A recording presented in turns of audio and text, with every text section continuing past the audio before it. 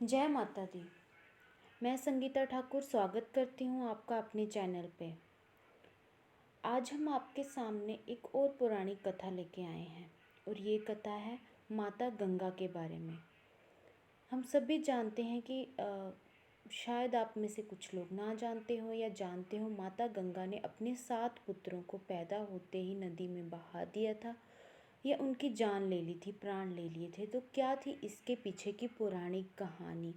आखिर क्यों माता गंगा ने, अपनी ही माँ ने पैदा होते ही अपने ही पुत्रों की जान ले ली थी? एक एक करके 7 पुत्रों की माता गंगा ने जान ले ली थी और नदी में बहा दिया था। इसके पीछे की पुरानी कहानी आज हम आपके साथ शेयर करेंगे। महाभारत के आदि पर्व के अनुसार एक बार पृथु पुत्र, जिसे बसु कहा जाता है, ये बसु जो होते हैं वो देवते ही होते हैं जो अंतरिक्ष में रहते हैं।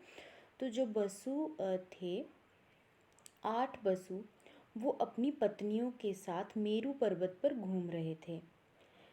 तो वहाँ पर ऋषि वशिष्ठ, जो बहुत बड़े ऋषि थे पौराणिक समय के, ऋषि वशिष्ठ का आश्रम था और वहाँ नंदिनी नाम की एक गाय थी। ऋषि वशिष्ठ के आश्रम में बसुओं ने, जो धो नामक बसु है और अन्य बसु, ये धो नामक बसु उनमें से सबसे बड़ा था और सभी जो दूसरे 7 बसु थे उन्होंने मिलकर, अपनी पत्नियों के साथ मिलकर उस गाय का हरण कर लिया। जब महर्षि वशिष्ठ आश्रम में आए और उन्होंने अपनी दिव्य शक्ति से ये सब कुछ देखा तो वो बहुत क्रोधित हुए कि ब्राह्मण के साथ ऐसा छल कर रहे हैं या मजाक कर रहे हैं, कुछ भी है। उससे जो है ऋषि वशिष्ठ को क्रोध आया और उन्होंने उन बसुओं को जो श्राप दे दिया मनुष्य योनि में पैदा होने का। और बसुओं को ये जानकर बहुत दुख हुआ कि उनके मजाक का इतना दुष्प्रभाव हुआ और उनको इतना बड़ा श्राप मिल गया।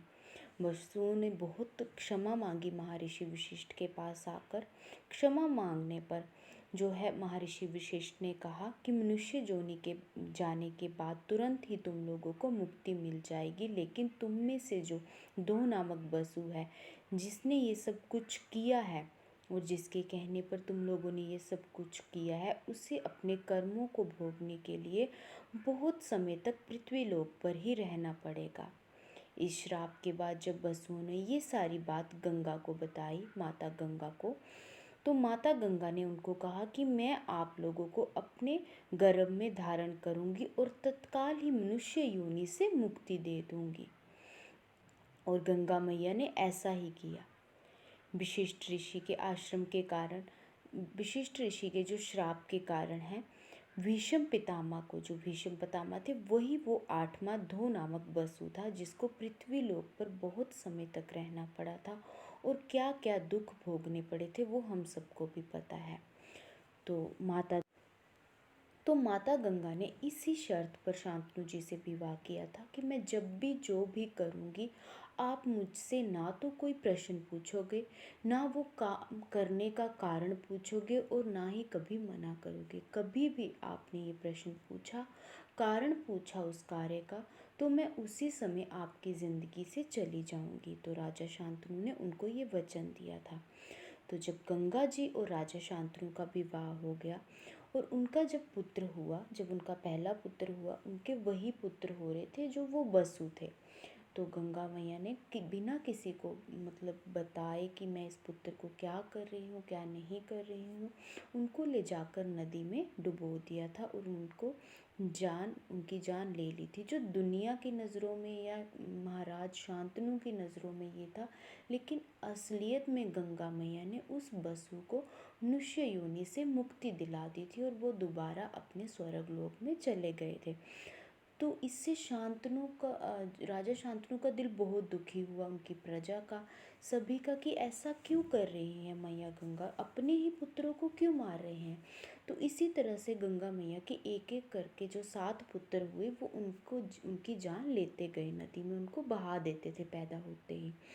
तो जब उनका 8वां पुत्र हुआ, जो 8वें वो बसु थे, दो बसु, तो शांतनु जी से रहा नहीं गया और उन्होंने गंगा मैया को रोक के इसका कारण पूछ लिया कि तुम अपने ही पुत्रों के साथ, मेरे पुत्रों के साथ ऐसा क्यों कर रही हो, क्यों उनकी जान ले रही हो।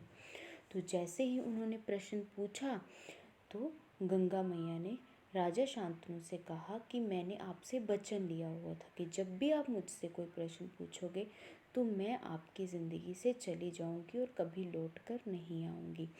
और गंगा मैया ने राजा शांतनु को ये वचन दिया कि इस 8वें पुत्र को मैं अपने साथ ही लेके जा रही हूँ, इसको मैं नहीं बहाऊंगी, और जब ये शिक्षित हो जाएगा तो मैं दोबारा तुम्हें ये पुत्र सौंप दूंगी। तो जो वो 8वां पुत्र था वही महाभारत के भीष्म पितामह थे, तो उनको गंगा मैया अपने साथ ही लेकर वहीं से अदृश्य हो गए। एक दिन जब राजा शांतनु गंगा मैया के तट पे घूम रहे थे, वहाँ उन्होंने देखा कि गंगा का बहुत थोड़ा सा जल रह गया है और वह भी प्रवाहित मतलब बह नहीं रहा है, रुका हुआ है। इस रहस्य का पता लगाने के लिए जब राजा शांतनु आगे गए तो उन्होंने देखा कि एक सुंदर दिव्य बालक अस्त्र शस्त्रों से सुशोभित अभ्यास कर रहा है और उसने अपने बाणों से गंगा के प्रवाह को रोक दिया है।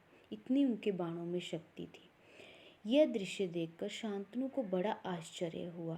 तभी वहाँ शांतनु ने अपनी पत्नी गंगा को प्रकट होते हुए देखा और गंगा मैया ने उन्हें बताया कि ये आपका ही 8वां पुत्र है। ये वही पुत्र है जो मैं अपने साथ ले गई थी और अब ये इस काबिल हो गया है, प्रशिक्षित हो गया, तो मैं आपको ये वापस सौंप रही हूँ अपने वचन के अनुसार।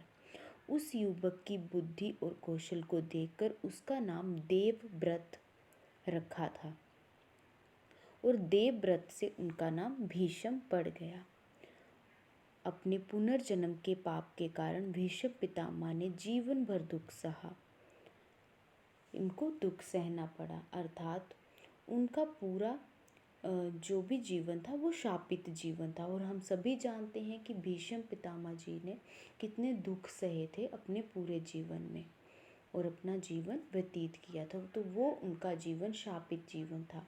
उन 7 वसुओं को गंगा मैया ने साथ ही मुक्ति दिला दी थी और वो देवलोक को चले गए थे, लेकिन ये 8वें वसु थे जिनको मुक्ति नहीं मिली थी और शाप के कारण उन्होंने ये शापित जीवन जिया था। तो यही वो कारण था जो गंगा मैया ने अपने ही पुत्रों की जान ली थी। तो उनकी जान नहीं ली थी, उनको मुक्ति दिलाई थी। कथा आपको अच्छी लगी तो लाइक और शेयर ज़रूर कीजिएगा और चैनल पे पहली बार आए हैं तो चैनल को सब्सक्राइब कर दीजिएगा।